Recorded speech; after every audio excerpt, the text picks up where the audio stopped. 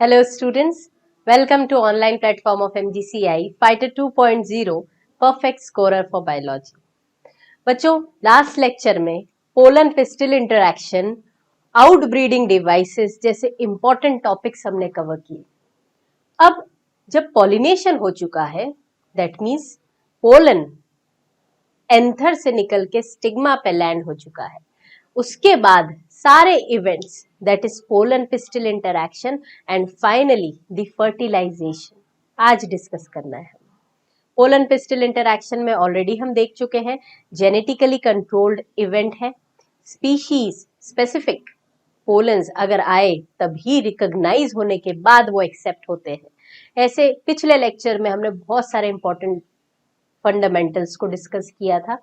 आज हम देखने वाले हैं, इजी है बहुत पर बहुत इंपॉर्टेंट है, दैट इज फर्टिलाइजेशन। सो अभी तक प्री फर्टिलाइजेशन इवेंट्स हमारा कंप्लीट हो चुका है। प्री फर्टिलाइजेशन में आता क्या है?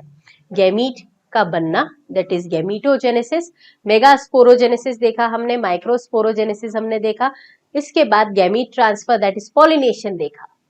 जब गैमीट ट्रांसफर हो गया उसके बाद पोलन पिस्टल इंटरैक्शन। अब चलते हैं फर्टिलाइजेशन। फर्टिलाइजेशन आप ह्यूमन रिप्रोडक्शन में भी पढ़ते हैं, यहां पर भी पढ़ेंगे।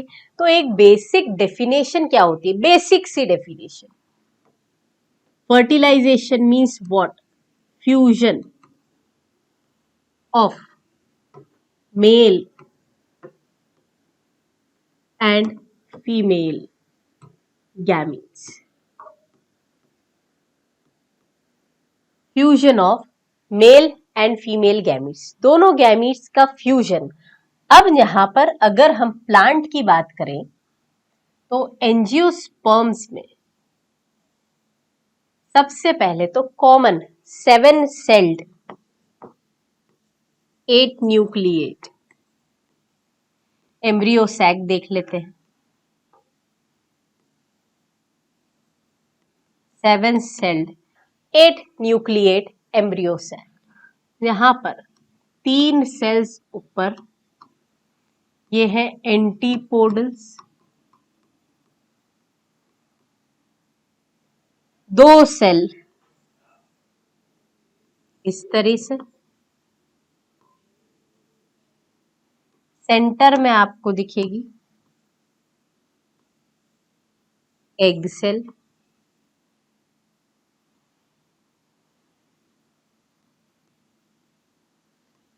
बीच में सेल वॉल नहीं है, 2 न्यूक्लियाई दिखेंगे, that is polar nuclei. Clear है?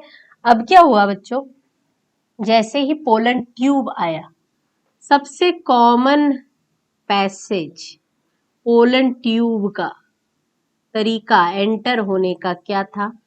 पोरोगेमी। तो पोरोगेमी में माइक्रोपाइलर एंड से, ये कौन सा एंड हो गया? This is what? Micropylar and. तो माइक्रोपाइलर एंड या माइक्रोपाइल से एंटर हो गया पोलन ट्यूब। ये वाला रीजन कौन सा है? चलाजा। ठीक, this is what? Central cell. और ये दो हमारे पोलर न्यूक्लियाई, प्लॉइडी क्या थी पोलर न्यूक्लियाई की? N+N। क्लियर है?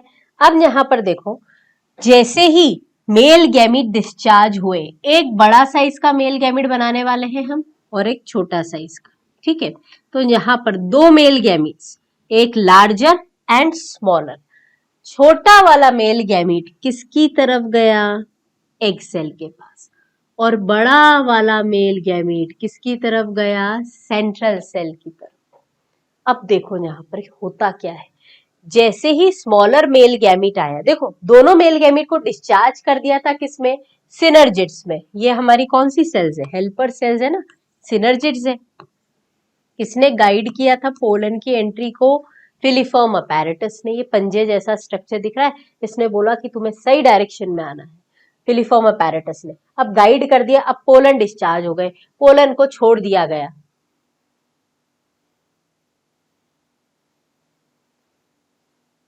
गाइड किया, गाइड करने के बाद मेल गैमीट्स को डिस्चार्ज कर दिया। मेल गैमीट्स डिस्चार्ज हो गए कहां पर? Cytoplasm of synergid. ये हमने पोलन पिस्टल इंटरैक्शन में देखा था लास्ट में। लास्ट इवेंट क्या था? सिनर्जिड्स के साइटोप्लाज्म में छोड़ दिया, डिस्चार्ज कर दिया किसे? मेल गैमीट्स को।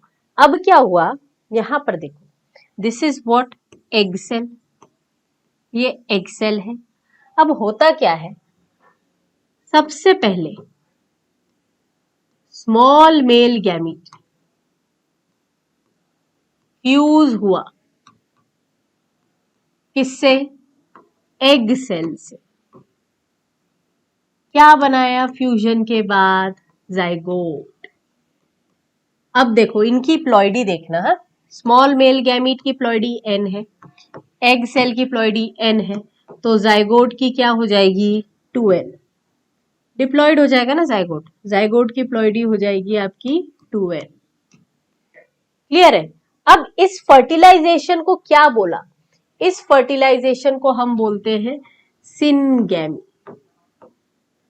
सिन मतलब फ्यूजन, गैमीट्स का fusion, syngamy.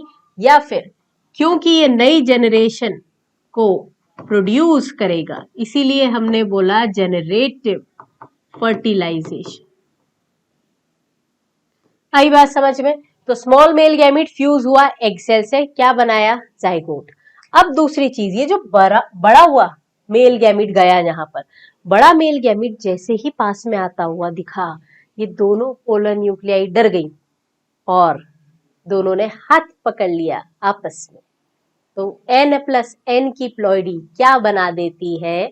2n, secondary nucleus. याद रखना। नेक्स्ट इवेंट में क्या हुआ? बिफोर फर्टिलाइजेशन या बिफोर फ्यूजन, जैसे ही बड़े मेल गैमेट को आते हुए देखा, तब क्या हुआ? Before fertilisation. देखो फर्टिलाइजेशन के पहले होगा क्या? Polar nuclei fuse to form secondary nucleus. Polar nuclei ने क्या बनाया? Secondary nucleus. इसके लिए मैं एक और शब्द आपको बता देती हूं, इसी को हम बोलते हैं बेटा डेफिनेटिव न्यूक्लियस। सेकेंडरी न्यूक्लियस और डेफिनेटिव न्यूक्लियस हो गया। अब क्या करना है देखो, अब ये लार्ज मेल गैमीट फ्यूज होगा किससे? सेकेंडरी न्यूक्लियस से। सेकेंडरी न्यूक्लियस फ्यूज होने के बाद ये बनाएंगे PEN। PEN stands for primary endosperm nucleus. PEN बना दिया, प्राइमरी एंडोस्पर्म न्यूक्लियस। अब प्लॉइडी कैलकुलेट करें जरा इसकी। प्लॉइडी क्या है? इस मेल गैमीट की थी n, इसकी थी 2n, अब इसकी क्या हो जाएगी? 3n। तो ये कैसा स्ट्रक्चर मिला आपको? This is a triploid structure. Ploidy कितनी है? 3n। जाइगोट कैसा था हमारा? डिप्लॉइड स्ट्रक्चर था। इस फर्टिलाइजेशन से क्या आपको नई जनरेशन मिली? बिल्कुल नहीं। आपको मिला ये प्राइमरी एंडोस्पर्म न्यूक्लियस, जो आगे चल के डेवलप होगा किसमें? एंडोस्पर्म में आगे चल के। हाँ अभी नहीं, अभी तो सीधा क्या बना? Primary endosperm nucleus. तो अगर ये कंडीशन आपको दिखाई दे रही है तो इसको कैसा फर्टिलाइजेशन बोलेंगे? This is known as what? इस फर्टिलाइजेशन का नाम है वेजिटेटिव फर्टिलाइजेशन। कौन सा फर्टिलाइजेशन हो गया ये? वेजिटेटिव। जनरेटिव कौन सा था? जिसमें जाइगोट बनता है। क्या आपको इसी सेम एम्ब्रियो सैक में दो फर्टिलाइजेशन दिख रहे हैं? पहला नंबर का एक ये हुआ, दूसरे नंबर का ये हुआ। तो दो फर्टिलाइजेशन एक ही एम्ब्रियो सैक में है, that's why it is known as double fertilization. आई बात समझ में? तो ये डबल फर्टिलाइजेशन क्यों हुआ? बिकॉज दो फर्टिलाइजेशन एक ही एम्ब्रियो सैक में है। तो डबल फर्टिलाइजेशन का मतलब क्या है? Double fertilization means what? Two fertilization या two fusion in same embryo sac.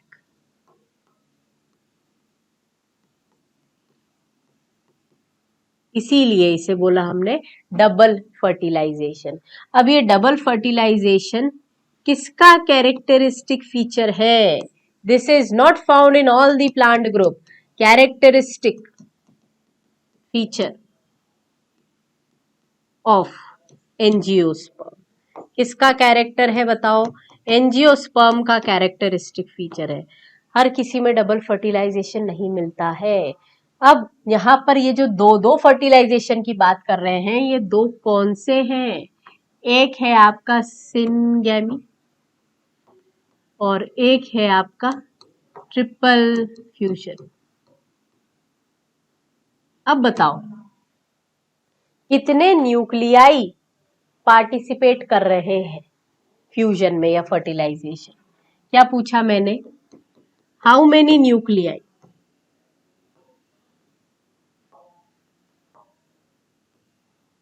participates in double fertilization? कितने न्यूक्लियाई ने डबल फर्टिलाइजेशन में भाग लिया?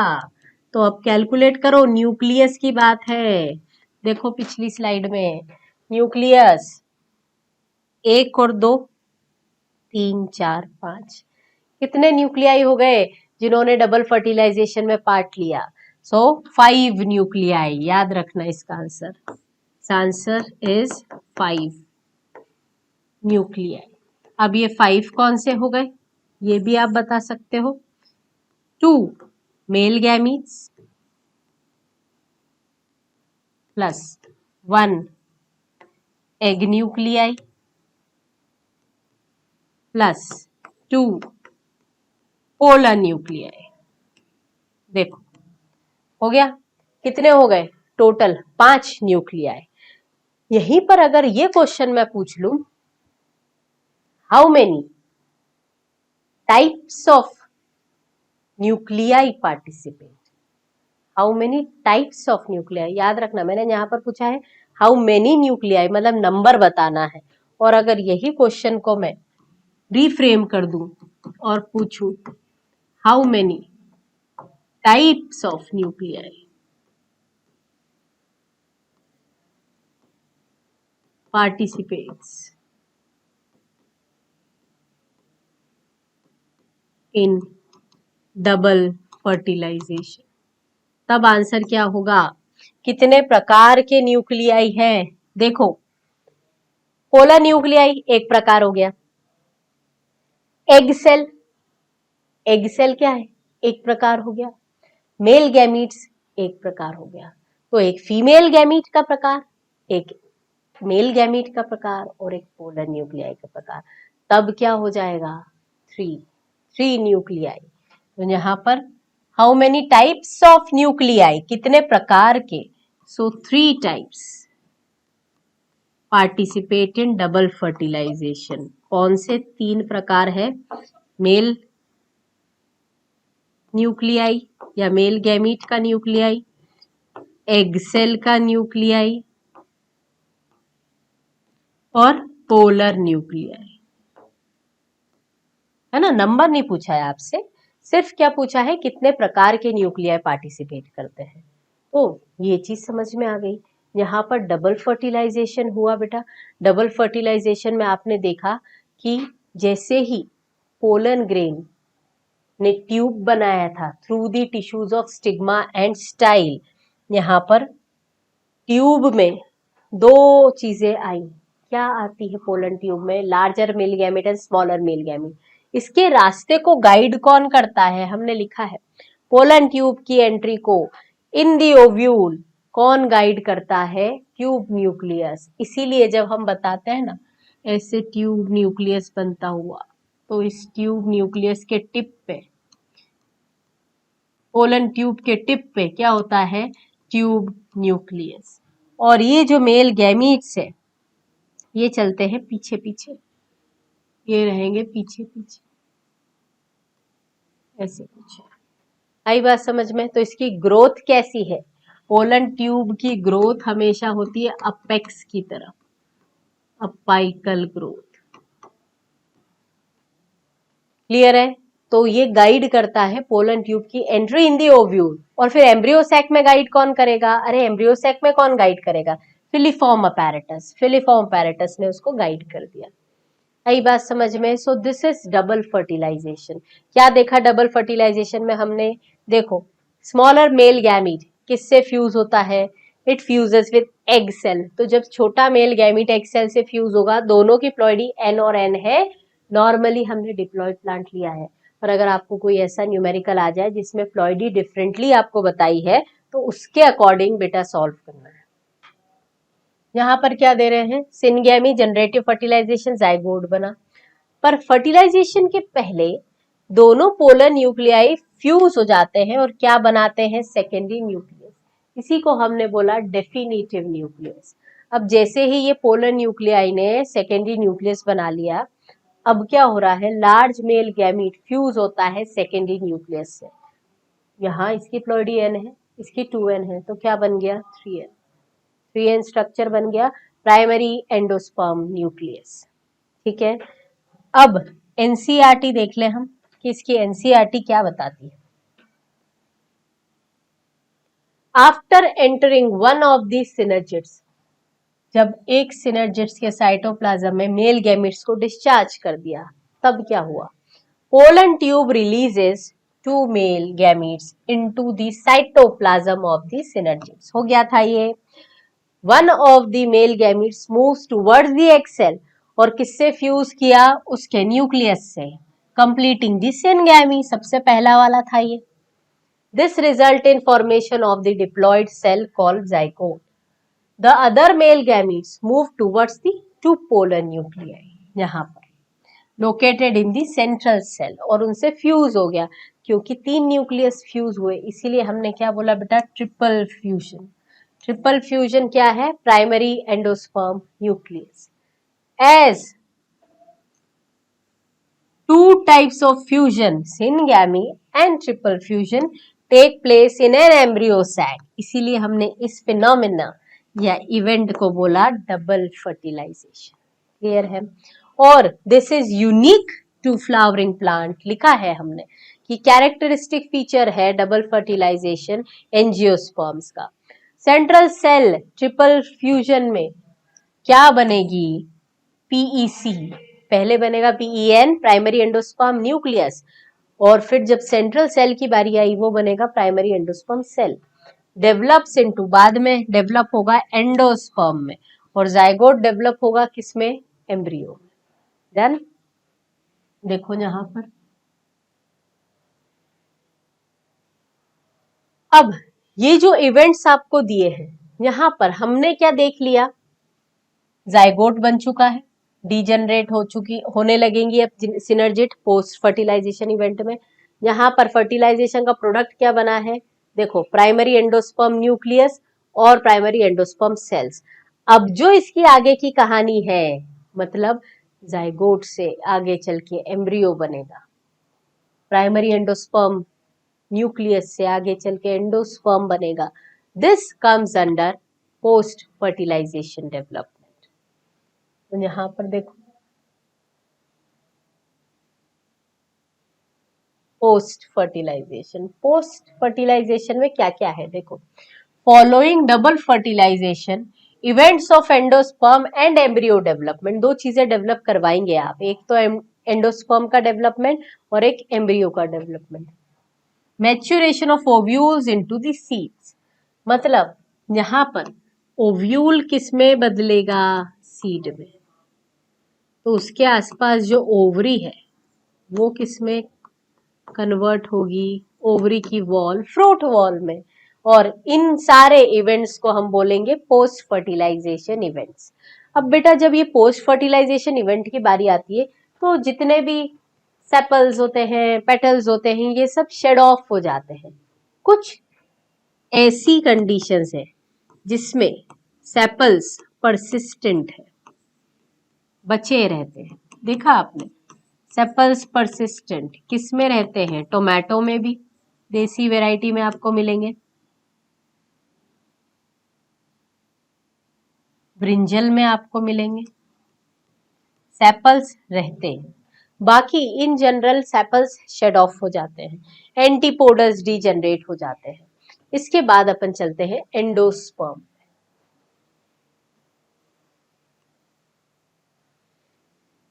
अब बच्चों एक छोटे से एग्जाम्पल से समझना, अगर डेवलपमेंट की बात आती है, जैसे फैमिली में कोई न्यू बॉर्न आने वाला है ना, कोई बच्चा आने वाला है, तो हम उस बच्चे के लिए जितनी भी प्रिपरेशंस है वो पहले से थोड़ी स्टार्ट कर चुके हैं कि बच्चा आएगा उसके बाद हम तैयारी चालू करेंगे? बिल्कुल नहीं।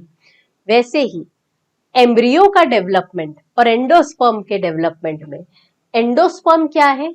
फूड रिजर्व है, खाना है, किसके लिए? डेवलपिंग एम्ब्रियो के लिए। तो पता चला कि एम्ब्रियो बन चुका है पूरा और एंडोस्पर्म अभी बना ही नहीं। तो ऐसी कंडीशन में तो एम्ब्रियो भूखमरी से मर जाएगा, स्टारवेशन से मर जाएगा। इसीलिए नेचर ने ये अडेप्टेशन दिखाया कि पहले क्या बनेगा, पहले क्या डेवलप होगा? एंडोस्पर्म। और एंडोस्पर्म का डेवलपमेंट अगर पहले है तभी एनसीईआरटी एक लाइन देती है, endosperm development precedes embryo development. मतलब एम्ब्रियो के डेवलपमेंट से पहले क्या डेवलप हो रहा है? एंडोस्पर्म। ठीक है, तो अब जहां इसे समझ लेते हैं थोड़ा जनरलाइज्ड डायग्राम से बेटा, पोस्ट फर्टिलाइजेशन इवेंट्स में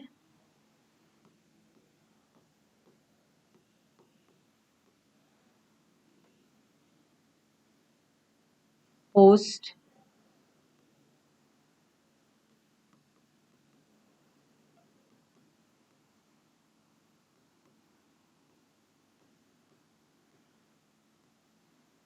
पोस्ट फर्टिलाइजेशन इवेंट्स, इसमें सबसे पहला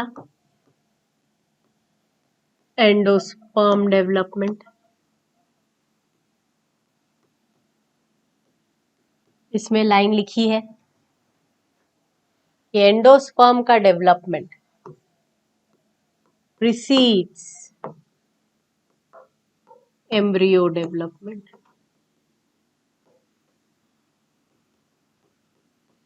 endosperm development precedes embryo development, मतलब पहले क्या डेवलप होगा? एंडोस्पर्म। और ये क्यों हुआ? To give assured nourishment. यहां पर देखो, सबसे पहले तो जब हमने देखा कि पीईएन बना है, पीईएन कैसा स्ट्रक्चर है? ट्रिप्लॉइड। 3N है, ठीक। अब ये पीईएन में लगातार लगातार डिविजन्स होंगे, माइटोसिस होंगे, और फिर ये बन जाएगा क्या? एंडोस्पर्म। एंडोस्पर्म है क्या एक्चुअल में? एंडोस्पर्म है स्टोर्ड फूड रिजर्व।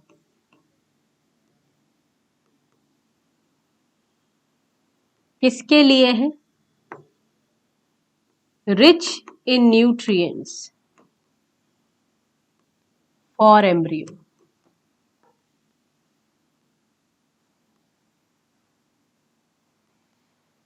सो एंडोस्पर्म का डेवलपमेंट, एंडोस्पर्म क्या होगा? एंडोस्पर्म नरिशमेंट रखता है अपने अंदर, फूड रिजर्व रखता है, किस लिए? एम्ब्रियो के लिए। अब ये जो बना स्ट्रक्चर, ये ट्रिप्लॉइड बना बेटा। क्या कोई एक्सेप्शन होता है किसी ऐसी कंडीशन में जिसमें एंडोस्पर्म हैप्लॉइड है? ये याद रखना, जिम्नोस्पर्म्स में, क्योंकि डबल फर्टिलाइजेशन नहीं है। जिम्नोस्पर्म में एंडोस्पर्म कैसा है? Endosperm is haploid. क्लियर है? ये कंडीशन याद रखना, क्वेश्चन आ सकता है। ट्रिप्लॉइड एंडोस्पर्म आपको किस में मिलता है? एंजियोस्पर्म में। पर जिम्नोज में कैसा मिलेगा? हैप्लॉइड। अब चलें आगे, यहां पर कितने प्रकार के टाइप्स ऑफ एंडोस्पर्म्स? कितने प्रकार के एंडोस्पर्म आपको दिखेंगे। तो सबसे पहला आपको दिखता है सेल्यूलर, दूसरा आपको मिलेगा फ्री न्यूक्लियर या न्यूक्लियर एंडोस्पर्म, तीसरा आपको मिलता है एलोबियल। ठीक है, तो अब ये तीनों एंडोस्पर्म है क्या, इसे डिस्कस कर लें। सबसे पहला सेल्यूलर, जैसे हमने लिख दिया। देखो क्या हो रहा है, ये एक सेल थी EEN, अब यहां पर डिवीजन हुआ। कौन सा डिवीजन, कैरियोकाइनेसिस होगा और साथ में साइटोकाइनेसिस भी हो जाएगा। तो मतलब होगा क्या, सेल वॉल का फॉर्मेशन भी हो गया और न्यूक्लियस तो पहले डिवाइड हो ही चुका है। तो इसमें आपको सेल्स दिखेंगी। ये कैसा स्ट्रक्चर है, कैसी कंडीशन है, कैरियोकाइनेसिस मतलब न्यूक्लियस का division, followed by cytokinesis. Karyokinesis is followed by cytokinesis. अरे तभी तो सेल वॉल्स बनी है, नहीं तो सिर्फ न्यूक्लियस न्यूक्लियस डिवाइड हो जाता। यहाँ पर प्लॉइडी तो सेम रही बेटा, ये भी कैसा है 3N, पर यहाँ आपको दिख रहा है कि न्यूक्लियर डिवीजन के बाद सेल वॉल्स भी आसपास बन गई, तो ये साइटोकाइनेसिस भी हो चुका है।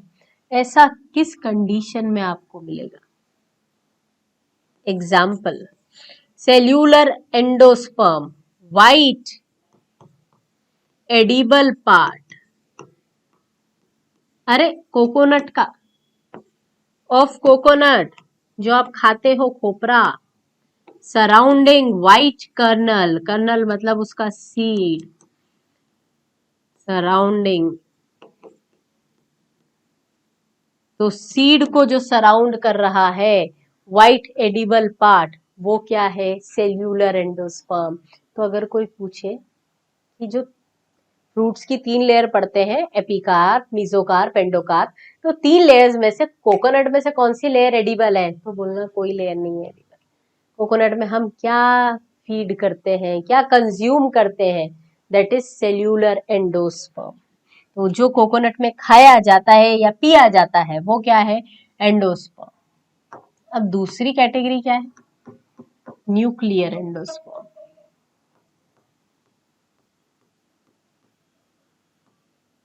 देखो न्यूक्लियर एंडोस्पर्म में देखना है, यहां पर न्यूक्लियाई डिवाइड होंगे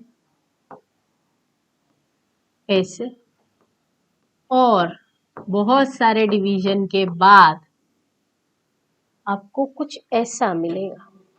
तो मुझे बताओ सेल वॉल बनी क्या, बिल्कुल नहीं। तो यहां सिर्फ क्या हुआ, कैरियोकाइनेसिस। तो कैरियोकाइनेसिस तो हो गया, नॉट फॉलोड बाय साइटोकाइनेसिस। तो ये जो डिविजन्स है ये कैसे हैं, स्ट्रिक्टली फ्री न्यूक्लियर, कैसे हैं, स्ट्रिक्टली फ्री न्यूक्लियर डिवीजन। अब इसमें क्या आता है, इसमें आएगा एग्जाम्पल लिक्विड एंडोस्पर्म, नारियल पानी, लिक्विड एंडोस्पर्म या कोकोनट वाटर। नारियल पानी इस कंडीशन में एग्जाम्पल है, जो फ्री न्यूक्लियर एंडोस्पर्म है और बहुत न्यूट्रिटिव होता है, इसलिए हम इसे रेफर करते हैं पेशेंट्स को जिन्हें डाइजेस्टिव डिसऑर्डर्स है या प्रेगनेंसी कंडीशन में भी this is very good rich source of energy. तो न्यूक्लियर एंडोस्पर्म, न्यूक्लियर एंडोस्पर्म हो गया, इधर सेल्यूलर एंडोस्पर्म हो गया। तीसरी कंडीशन देख लो क्या है, एनसीईआरटी तो नहीं देती, हाँ पर कुछ क्वेश्चंस में आपको मिल सकता है, दिस इज हेलोबियल। हेलोबियल में क्या है, देखो एक था पीईसी, इसने क्या किया, 2 सेल्स में डिवाइड हुआ, PEN PEC 2 सेल में डिवाइड हुआ।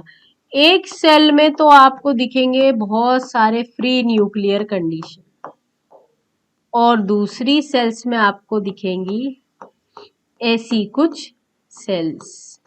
तो देखो ये बीच में हो गया ना, सेल भी बन रही है आधे पार्ट में और आधे पार्ट में फ्री न्यूक्लियाई भी बन रहे हैं। This is helobial form. आई बात समझ में? सो 3 प्रकार के न्यूक्लियर, सेल्यूलर, हेलोबियल, ये हैं आपके एंडोस्पर्म्स। तो अब यहाँ पर एक चीज ध्यान रखना कि जितने भी सेल्स बनने से पहले, एक पॉइंट में आपको मार्क भी कराऊंगी, नोट में हम ये लिख सकते हैं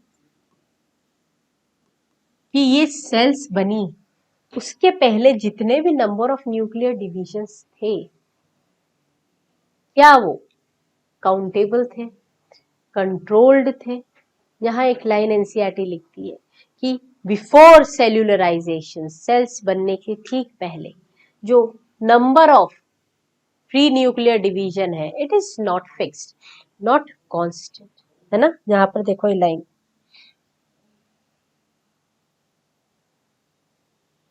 मैं मार्क कराती हूँ। ये नंबर ऑफ फ्री न्यूक्लियर या free nuclei form before cellularization varies greatly. तो ये पॉइंट हमें लिखना पड़ेगा यहाँ पर। Number of free nuclei formed before cellularization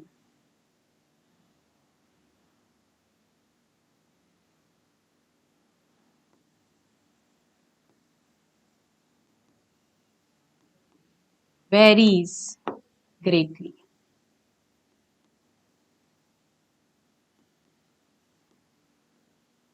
ठीक है, तो यहाँ पर हम बात कर सकते हैं कि फ्री न्यूक्लियाई डिविजन्स जो सेल्स के बनने से पहले हुए, इनका कोई नंबर फिक्स नहीं है कि 2 होंगे, 3 होंगे, 4 होंगे, ये वेरी करता है। ठीक है, so this is about the endosperms. अब क्या हो रहा है कि एंडोस्पर्म में आगे चल के हो सकता है जो हमारा एम्ब्रियो है वो इतना भूख लग रही है उसे कि वो पूरा एंडोस्पर्म कंज्यूम कर जाता है। तो ये पहली कंडीशन हो सकती है कि एंडोस्पर्म कंप्लीटली कंज्यूम्ड। किसने कंज्यूम करा? By developing embryo. देखो यहाँ एनसीईआरटी ने ना सीड के नाम नहीं दिए क्योंकि सीड में इस टॉपिक को फिर से बताया है, तो बस इतना दे दिया है कि अगर डेवलपिंग एम्ब्रियो ने पूरा खा लिया, बचा ही नहीं उसके लिए। क्यों नहीं बचा? एम्ब्रियो को पता है कि मैं जिस परिवार में आया हूं आगे चल के मुझे बहुत अच्छा नरिशमेंट मिलेगा, मतलब 2-2 कॉटिलेडन मिलने वाले हैं। तो इसमें कौन आता है? इस कंडीशन के एग्जाम्पल्स क्या होंगे? It includes mostly dicots. Dicots ऐसे हैं जिन्हें पता है कि आगे चल के 2 कॉटिलेडन मिलना है, इसमें ग्राम, ग्राउंडनट, बीन्स एक्सेट्रा। तो जब 2 कॉटिलेडन भरपूर भोजन मिलना है तो अभी क्यों भूखे रहना, अभी पूरा खा लो। तो ऐसे डाइकॉट्स के सीड्स पूरा खाना खा जाते हैं, एंडोस्पर्म बचा नहीं रखते, कंप्लीटली कंज्यूम कर लेते हैं।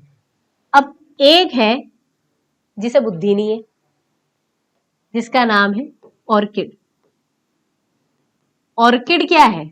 मोनोकॉट है, पर इसको ये नहीं पता कि अगर मैं मोनोकॉट हूं, मुझे एक ही कॉटिलेडन मिलेगा तो मुझे थोड़ा भोजन बचा के रखना चाहिए, नहीं रखता ये। तो ऑर्किड भी क्या करता है? पूरा एंडोस्पर्म खा लेता है, पूरा कंज्यूम कर लेता है। इसके नाम मैं सीड में बताऊंगी। यहां पर दूसरी category endosperm not completely consumed. थोड़ी सी समझदारी का परिचय देते हुए एम्ब्रियो क्या करता है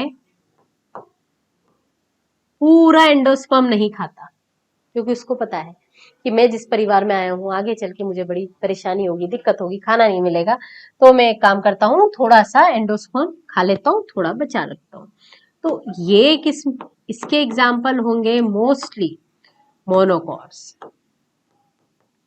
मोनोकॉट्स में कौन आते हैं? Cereals, wheat, rice, barley,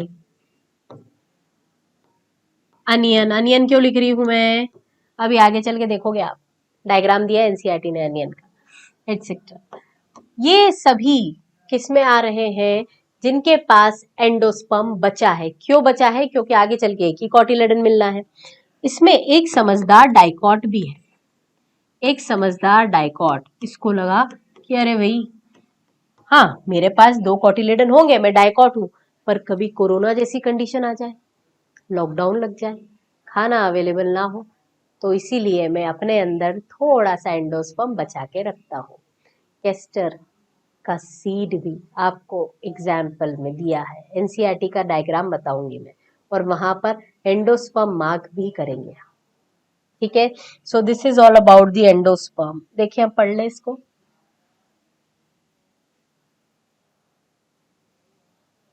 endosperm development precedes embryo development. क्यों? बताया ना अभी, अश्योर्ड नरिशमेंट के लिए। The primary endosperm cell divide rapidly, बहुत तेजी से डिवाइड होती है, and forms a triploid endosperm tissue. यहाँ पर the cells of this tissue are filled with reserve food material. किससे भरे पड़े हैं? रिजर्व फूड मटेरियल से। Used for nutrition to developing embryo. In most of the common type of endosperm, PEN लगातार divide कर रहा है, न्यूक्लियर डिविजन दिखा रहा है, क्या बना रहा है? फ्री न्यूक्लियाई, पर सेल वॉल नहीं बनी। तो ये किसकी बात कर रहा है? देखो, ऐसे एंडोस्पर्म को हम बोलेंगे फ्री न्यूक्लियर एंडोस्पर्म। देखो डायग्राम फ्री न्यूक्लियर एंडोस्पर्म का, यहाँ पर न्यूक्लियाई पीईएन डिवाइड हो रहा है, प्राइमरी एंडोस्पर्म न्यूक्लियस डिवाइड हो रहा है, न्यूक्लियस बन रहे हैं, पर karyokinesis not followed by cytokinesis. तो इस कंडीशन में फ्री न्यूक्लियर एंडोस्पर्म बना। पर अगर subsequently cell wall formation occurs, तब क्या बन जाएगा? Cellular endosperm. इसका मतलब अगर न्यूक्लियाई के आसपास सेल वॉल बने तो वो हो जाएगा सेल्यूलर एंडोस्पर्म।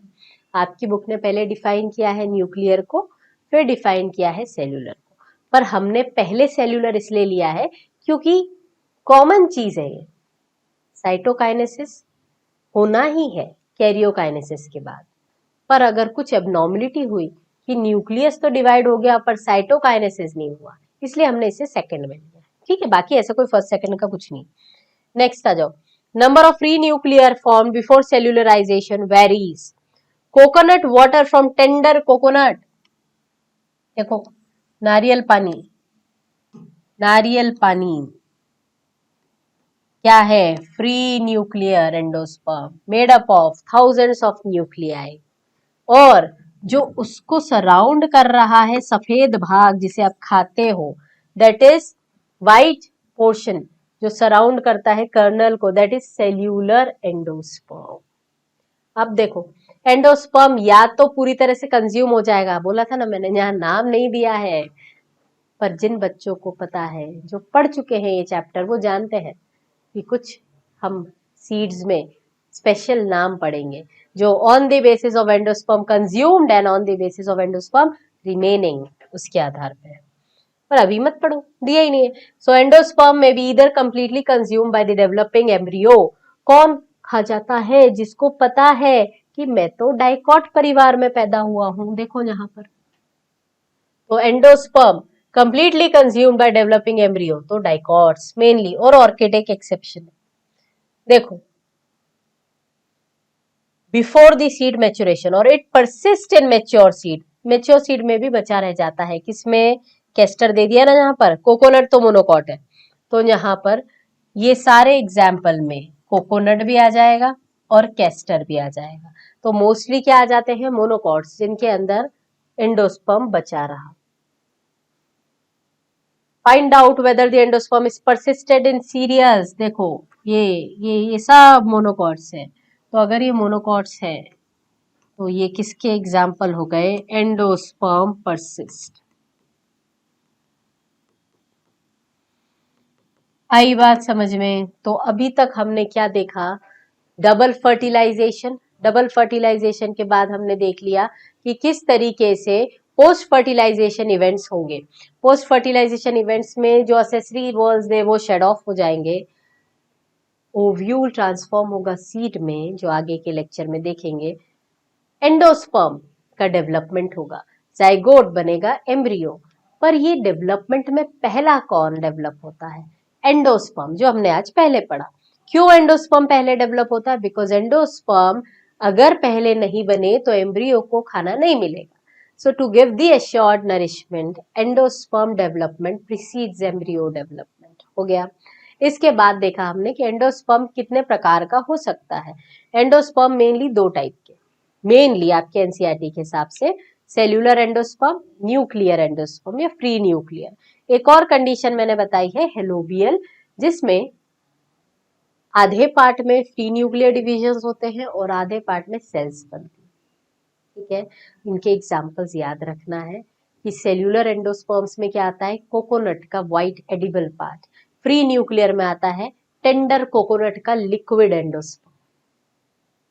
एंडोस्पर्म बचा है कि एंडोस्पर्म कंज्यूम हो चुका है, इसके आधार पे एग्जांपल्स देखिए हमने। So in the next class we will discuss about the embryo development, और एम्ब्रियो डेवलपमेंट के बाद बचा क्या? एम्ब्रियो ट्रांसफॉर्म हो जाएगा सीड। ठीक है, थैंक यू सो मच।